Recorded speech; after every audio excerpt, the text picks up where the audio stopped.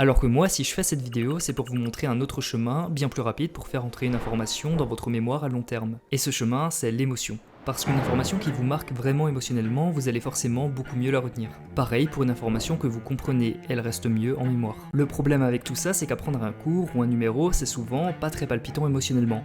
Et c'est là qu'intervient la table de rappel, qui consiste à associer des chiffres à des images pour vous permettre de mémoriser des numéros. Par exemple, je pourrais me servir de cette table simplifiée pour mémoriser le numéro de tout à l'heure. Je n'aurai qu'à retenir les images associées aux chiffres et créer une histoire à partir de celle-ci. Histoire que vous pourrez évidemment retraduire par la suite en chiffres. Bon, si vous faites ça, c'est déjà très pratique dans la vie quotidienne, mais si vous souhaitez aller encore plus loin, vous pouvez passer à une table de rappel plus avancée, comprenant 100, 300 ou même 1000 associations. Au départ, ça peut sembler difficile de créer une table de rappel de 0 à 99, mais en fait, il existe plusieurs outils pour vous simplifier la vie, comme le Major System. On ne va pas rentrer dans les détails, mais ce qu'il faut retenir, c'est qu'avec de telles méthodes et un peu d'entraînement, n'importe qui pourrait être capable de retenir des centaines de décimales de pi s'il le souhaitait. Parce que souvent, on a les capacités, mais il nous manque simplement les méthodes. Par exemple ici, on pourrait se croire incapable de calculer aussi vite que ses enfants. What?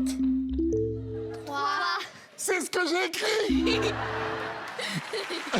Pourtant, on pourrait tous y arriver assez simplement en connaissant la méthode qu'ils utilisent. Au passage, ça s'appelle la méthode Abacus, mais aujourd'hui on va simplement rester concentré sur la mémorisation. Et une autre chose dont je suis obligé de vous parler dans ce thème, ce sont les palais mentaux, servant principalement à mémoriser de longues listes d'éléments. Pour cela, il faut d'abord concevoir son palais, idéalement en choisissant un lieu que l'on connaît bien. Ça pourrait être votre maison, une rue qui vous est familière, ou encore une map d'un jeu que vous connaissez par cœur après y avoir passé un peu trop de temps. The idea behind the memory palace is to create this imagined edifice in your mind's eye and populate it with images of the things that you want to remember.